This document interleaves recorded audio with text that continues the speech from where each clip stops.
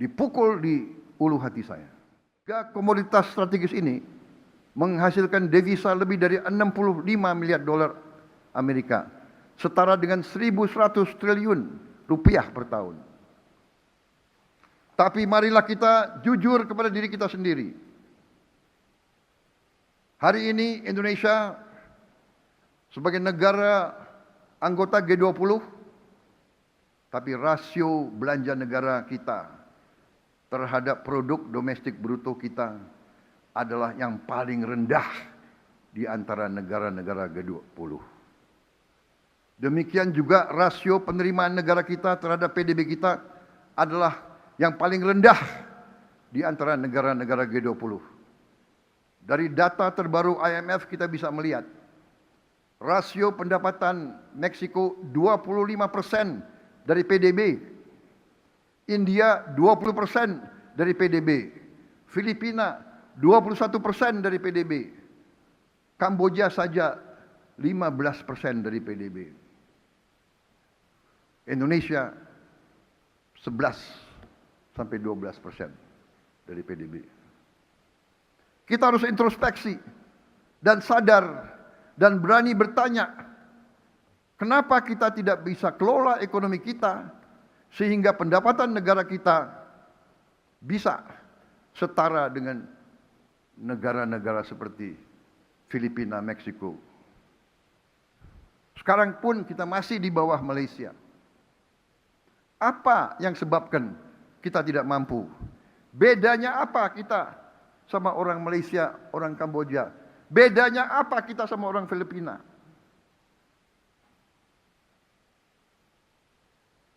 Saudara-saudara sekalian, pertumbuhan kita dalam 7 tahun terakhir memang baik. 5% tiap tahun. Selama 7 tahun, kali 5% pertumbuhan kita 35%. Harusnya kita tambah kaya 35%. Tapi apa yang terjadi? Sekali lagi, saya mengajak kita jujur kepada diri kita sendiri dan kepada rakyat kita. Ini mungkin menyakitkan bagi kita. Saya merasa setelah saya terima data-data ini, beberapa minggu setelah saya jadi presiden, saya merasa seolah saya dipukul di ulu hati saya. Saudara-saudara sekalian, 7 tahun kali 5%, 35% ekonomi kita tumbuh. Tapi rakyat kita yang miskin tambah. Dari 46,1% naik jadi 4,9%. 8% naiknya. 3% naiknya lebih. Yang kelas menengah turun. Saudara-saudara, saya bertanya di hadapan majelis yang terhormat ini. Saya bertanya kepada semua partai politik, semua ormas. Saya bertanya kepada semua pakar-pakar dan semua guru besar. Bagaimana bisa pertumbuhan 35% tapi kelas menengah menurun? Kemiskinan meningkat. Saudara-saudara, jawaban harus ilmiah. Jawaban harus matematis. Dan menurut saya, jawabannya adalah bahwa kemungkinan besar, bukan kemungkinan, saya yakin, sistem perekonomian yang kita jalankan berada pada trajektori yang tidak tepat.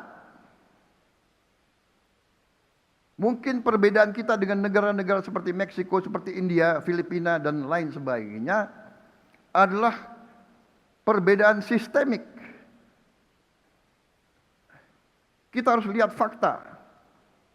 Fakta kalau kita teruskan yang seperti ini, kalau kita teruskan sistem seperti ini untuk sekian tahun lagi, saya yakin bahwa tidak mungkin kita jadi bangsa yang makmur.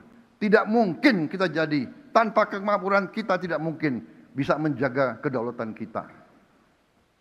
Bahwa kemungkinan besar kita akan menjadi bangsa yang lemah. Bangsa yang selalu takut. Takut kurs dolar, takut BBM gak cukup, takut ini, takut itu. Bangsa yang takut, bangsa yang elitnya takut. Padahal kita diberi karunia yang luar biasa oleh Maha Kuasa. Fakta juga telah menunjukkan bahwa telah terjadi mengalir keluarnya kekayaan kita sejak lama, bahkan sejak Orde Baru. Kalau kita melihat masa tahun 50-an, masa pemerintahan Bung Karno, sekali lagi saya bukan membela Bung Karno ya. Walaupun Bung Karno memang milik bangsa. Ini harus saya sampaikan juga. Bung Karno milik bangsa. Tapi kita tidak bisa menilai tahun 50 sampai tahun 60-an Indonesia disibukkan oleh intervensi asing. Pemberontakan demi pemberontakan demi pemberontakan. Tidak mungkin kita bangun ekonomi kita.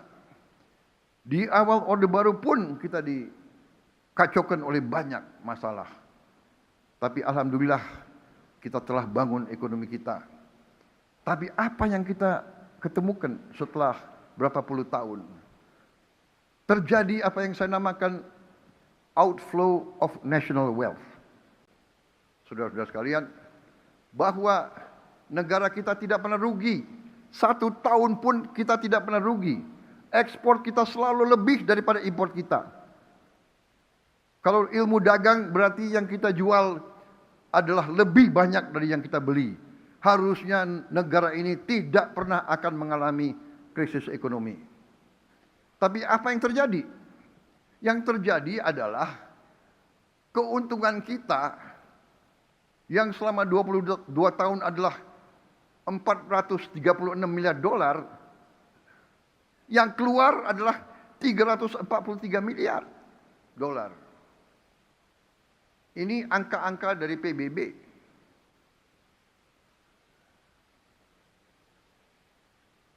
Berarti selama 22 tahun, kekayaan kita yang tinggal di Indonesia adalah 436 miliar dikurangi 343 miliar.